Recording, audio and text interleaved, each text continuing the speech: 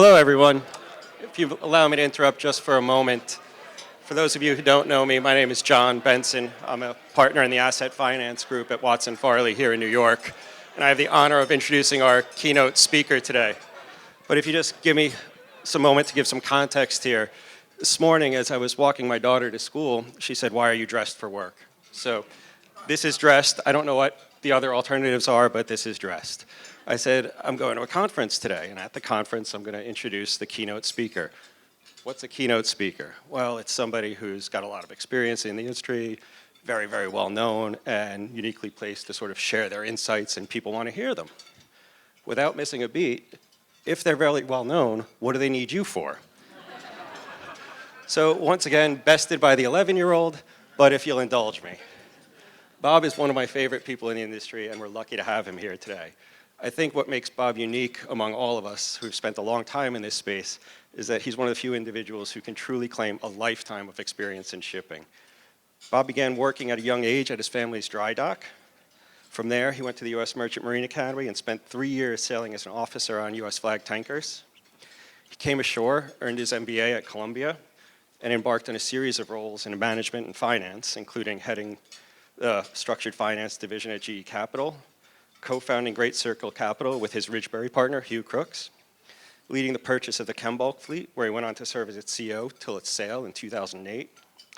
This has all led to his current role as CEO of Ridgebury Tankers.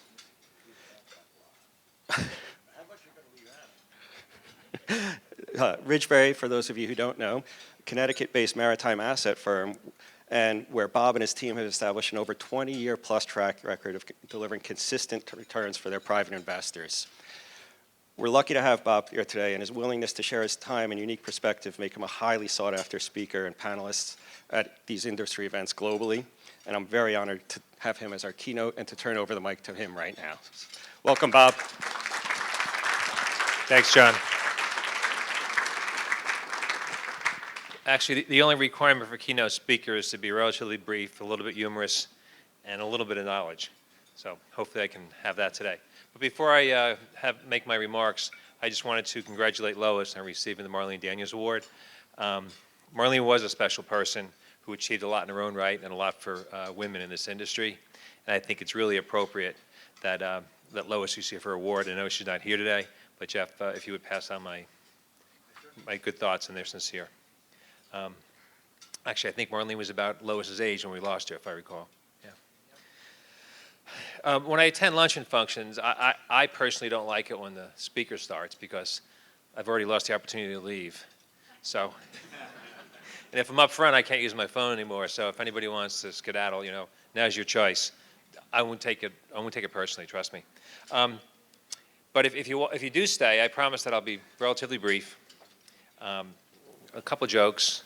It's a feel-good speech. There'll be no ESG guilting, you know. No carbon consumption guilt, not from Bob Burke. When Brian and Leva asked me to speak, I asked them what topic would they like me to talk about, and they said, "Well, talk about anything you want," which is difficult. It's like when my wife asks me what I want for dinner, and I say, "Whatever you want to cook," and she immediately says, "Or wherever you want to take me." So I thought I'd talk about my favorite topic, which should be me.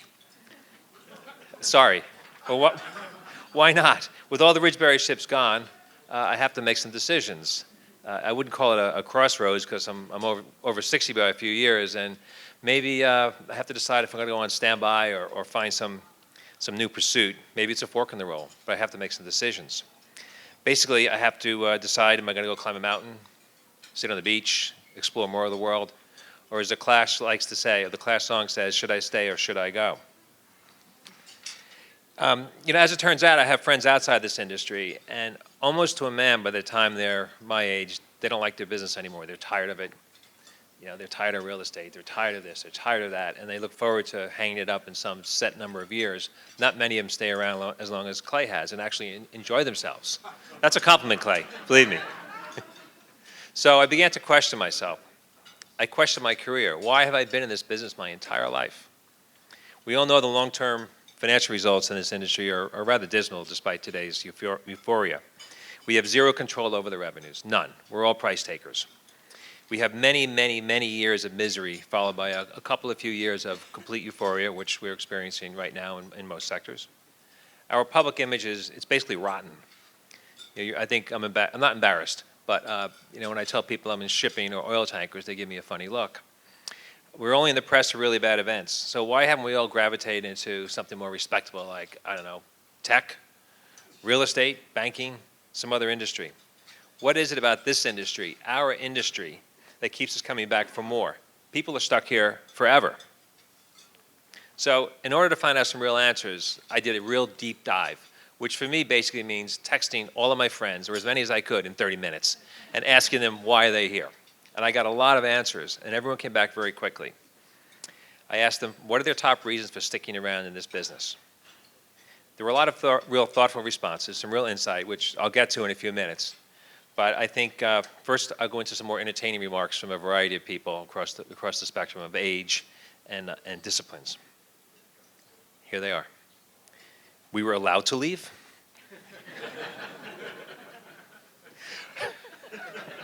I didn't know that. Now they tell me. So, from a broker, 2 words, Pasadena, nor shipping. From an owner, it feeds my gambling addiction.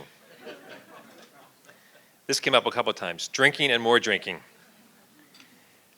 The industry-wide bottomless pit of optimism, in just 6 months rates will soar. That came from a lot of people, the same sort of concept. From an owner, years of boredom, punctuated by episodes of sheer terror, interrupted by moments of bliss. From a banker, of course, the deeply rooted masochistic tendencies of the players. From another broker, well, if I was a banker or lawyer, I couldn't call my client a jackass in the morning and close a deal with him in the afternoon. And that's the cleaned up version, believe me.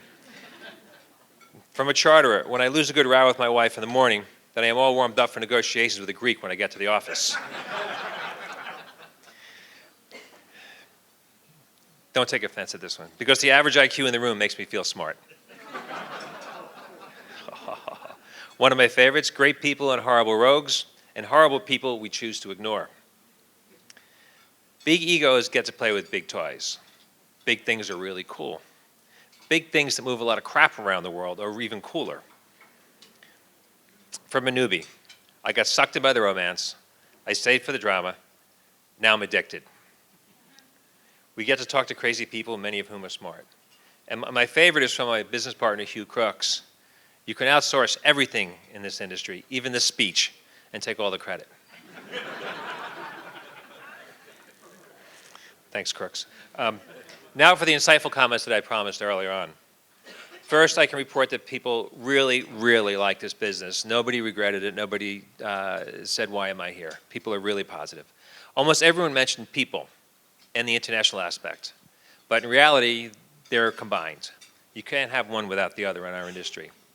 Top mention was the camaraderie, the banter, the characters, the lifelong friendships across continents, cultures, religions, wars, international crises, and pandemics and natural disasters. Hearing, knowing, and listening from completely different perspectives across the globe from people we know personally on a daily basis. Having a first row seat on world events, every day, every week, all life long. Real diversity, not some silly acronym or initials or rules from an HR handbook. Real understanding and acceptance of the rest of the world and our own role in it, our own industry's role, and the role of our own country and the role of other countries as expressed to us by people we know personally over decades and whom we've grown to respect over time. In our business, we all knew the meaning of Ramadan, Chinese New Year's, Orthodox Christmas, the Golden Week, and numerous other holidays, national holidays and religious holidays across the globe well before DEI was thought of or cool. We actually live international lives. We get our news from people we know, not from the BBC, not from CNN, not filtered through Fox, not distorted through Al Jazeera or the Chinese government or any other media. It turns out that a good many of us came from modest backgrounds. In our wildest dreams, we could not have anticipated the experiences that this industry has provided us. I could hear in people's voices 2, 3, 4, in Morton's case, 5 or 6 decades later. Clay, don't laugh too hard. how they were completely dumbfounded to find themselves in London, Tokyo, Shanghai, Sao Paulo, Singapore, anywhere in the entire world when they were 20-nothing years old. As one guy said, at the age of 25 years old, I find myself in the Dorchester in London negotiating with a Greek ship owner. How did this happen to me? That wasn't me. Some of us have experienced the world starting as a cadet at sea, then graduated to seeing the world as maybe a superintendent or a chartering manager or a CEO. Today's Gen Z often says, oh yeah, I did Amsterdam or I did Paris. We don't do cities or countries. Traveling the world is part of our lives, and speaking to people around the world on a daily basis is part of our lives. It's what we are and it's what we do. Even today, I find it pretty cool to be traveling through the airport lounge in Cathay Pacific in Hong Kong and run into a friend of mine from London who's going into China, and I'm headed down to Singapore. I still think that's cool. So I think I'm going to stay in shipping. Where else am I going to go? Real estate? I mean, how terribly boring. Their rates and values don't drop 100 or 200% a year. Who would want that? So, no revolutions or wars are going to trap your assets on Fleet Street in London. There are no Houthi rebels lobbing bombs into the middle of Copenhagen. No Somali pirates taking over the Chrysler building this week. Buildings don't collide or sink. During the pandemic, they actually let your people out of the building when they're sick and get to the hospital. So no, I'll stay here in the little understood but terribly exciting and rewarding shipping industry where I can hang around with all of you and enjoy our world from a vantage point understood by few, but fully appreciated by those few lucky ones of us who can be here today. Thanks.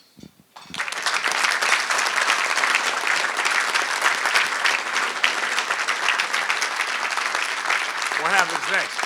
I don't know what. Go, you're up. Go get him, Clay. I think I better get up at this point and tell you a few. By the way, I told a lot of you, Bob's a fantastic public speaker.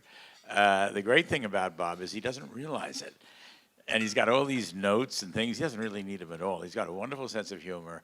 And he's not only a dear friend of all of us, but he has, a fantastic record getting up at speeches, which is probably bigger than mine and better than mine and better than a lot of people, of insulting his fellow speakers. My favorite Bob Burke story, I'm only going to tell one Bob Burke story, and that is because the man about the story is told is here today, Morton Aronson. And Bob and Morton Aronson were on a panel, and I was sitting in the audience. And Morton got up and gave, as you heard about an hour ago, a wonderful, basically, tour of the entire shipping industry and what's going to happen and what had happened. And he told a few anecdotes, and as you know from listening to Morton today, he's got a good sense of humor, and he really gave a very fine speech. And Bob was sitting there very quietly, and then Bob gets up. He's the next speaker. He looks up and he says, Morton, for Norwegian, you have a pretty good sense of humor. Because that brought down the house. I'm allowed to say this. I'm the president of the Norwegian American Chamber of Commerce. I have to deal with this all the time. But Bob, thank you very much. That's absolutely wonderful. Well, what do we do now? We have a number of events in commemoration of somebody who hasn't been with us for a good many years. And that's Marlene D. Daniels. And it's a little bit difficult because this award is named for her, and it's given to Lois Zabrocky. Marlene and Lois had a lot in common, and I'm going to use my position of grabbing the mic. And, for a little guy, I've got a strong grip in my hand here. And I got to tell you that Marlene was a real piece of work. Marlene was a partner in a law firm at that time she was a partner in Hill, Benson, Nash. She then became a partner in Seward and Kissel. And there was a lot of things that happened. There were a lot of things that happened between Hill, Benson, Nash and Seward and Kissel. And by the way, which involved another firm called Watson, Farley, and Williams.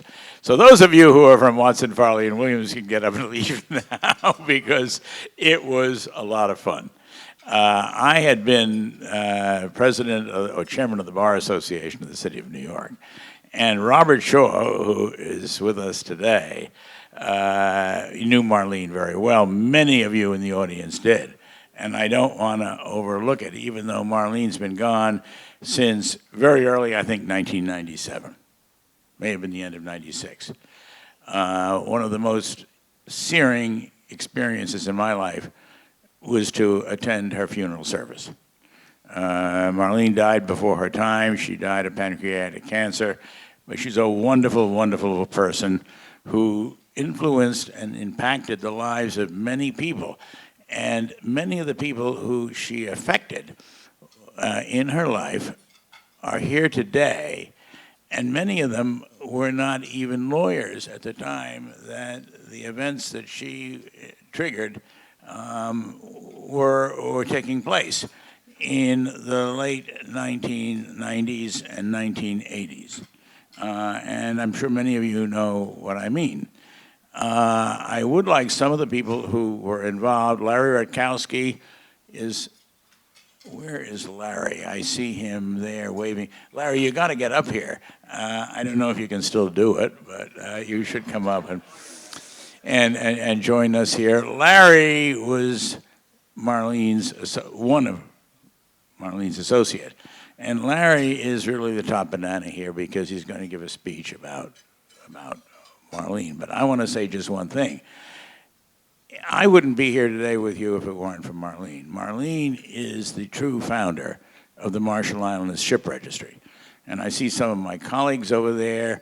They, perhaps luckily for them, never had to go through what we went through in the 1990s and the year 2000 during our not necessarily unpleasant divorce with our then colleagues at the Liberian Registry. So we now have 2 registries here in New York, and Marlene was very much a part of that and very involved in that. She was a very kind person, a very gentle person, but above all, and I'm going to hand this to you in a minute, so I hope you're ready. I'm not sure you are. I know, Bob Burke's terrific. I'm not sure you're really up to this, man, but we may need Bob up here to sort of help you, brace you with this whole thing. But I got to tell you that she was a rainmaker. She could make deals happen. Now, we've been here this morning and this, up till the lunch break here, talking about deals, particularly the last panel we heard from. Marlene could make the deals happen. And the business in those days, a lot of it came from Hong Kong, came from all over the Asia, particularly Pacific region, came from Greece. Marlene epitomized the New York bar and New York maritime lawyers to the rest of the world. The Greeks, the Hong Kong Chinese. You could walk into an office in Hong Kong and there was a man named Frank Chow sitting there at Wong Kwong Shipping. And Frank would say, "Where's Marlene? I need to talk to her." Sometimes he would say, "That young kid." I said, "You mean Larry Rutkowski?"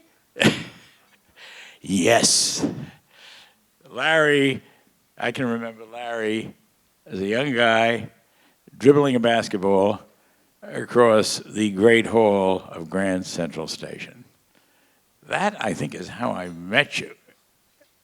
But I think that it is difficult to describe what a remarkable person Marlene was. And to my amazement, my colleagues and friends and many of you over the course of the last 6 months or so have said, we need to give an award to recognize a person at the HACC-NACC conference who really represents the progressive forces that have influenced the shipping industry, not just lawyers, but everybody, over the years. But we'd like to name it for Marlene. Now, I've known Marlene's and I've known Carlene's. But I have to tell you that there was only one Marlene. And to tell you more about Marlene, I am very proud to introduce my dear friend, what is her name again? Yeah, but this is the man himself, Larry Rutkowski. Thank you, Clay.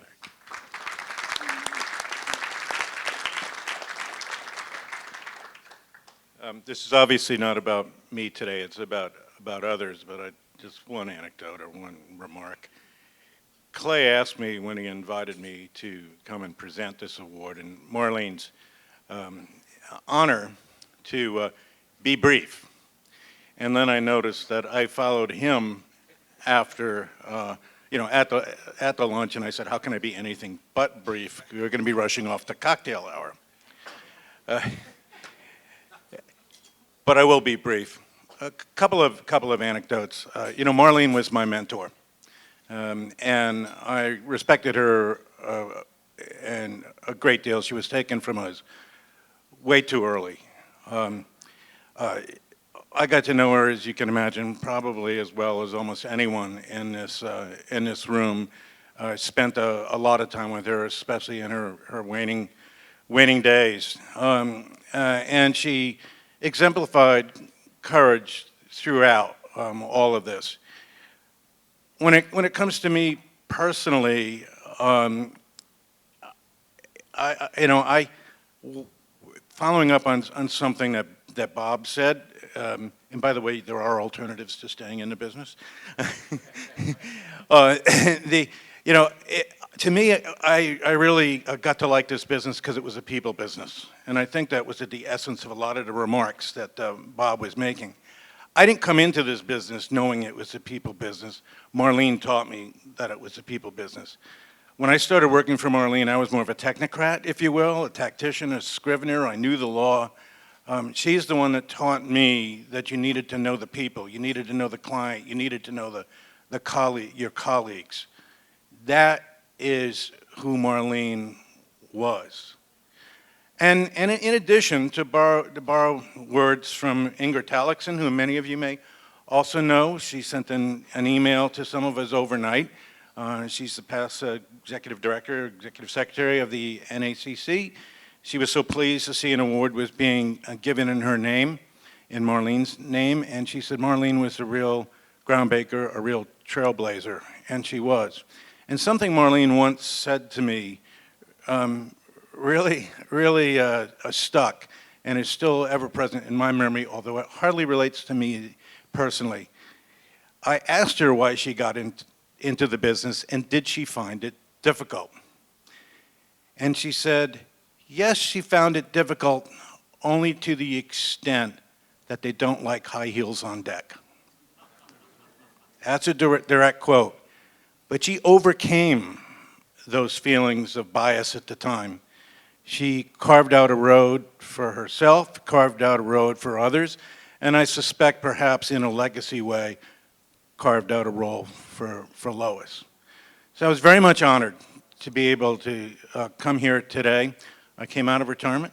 I flew up from South Carolina. Not much, even a free lunch doesn't get me to fly up from South Carolina to come up here, but I did this in order to be able to honor Marlene's memory and to honor Lois, somebody who I got to know better in the later days of my career. Lois is a trailblazer as well.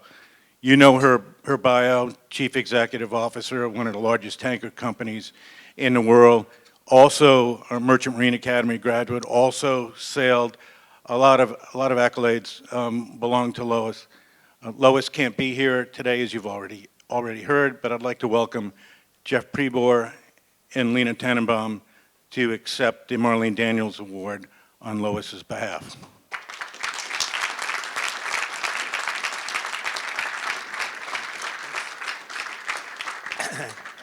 Hey, come on up. Thank you. I was told it was something I was supposed to hand over. Yeah. I've had the pleasure in the 7 years that Lois and I have worked together with our colleagues at Seaway to stand in for a few times. And my wife did ask me, have you got the wig? And maybe no. There's no way I can do it because she's a thing unto herself, and she is so.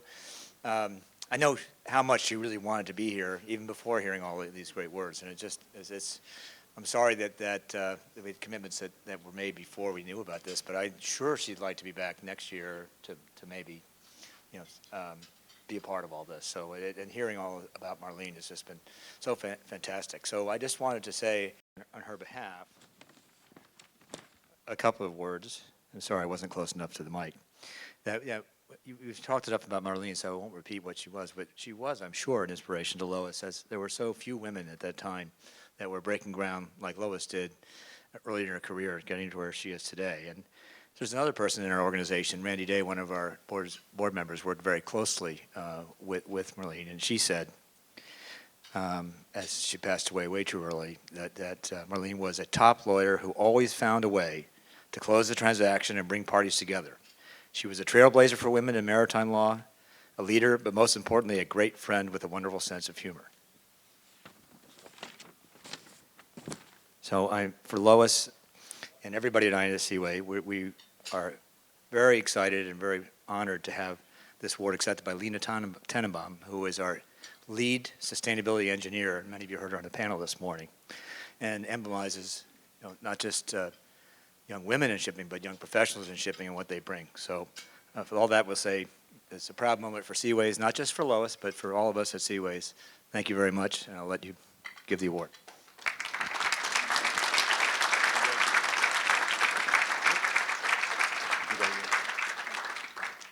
I'll just say I'm very pleased and grateful to accept this on behalf of Lois and International Seaways. Thank you.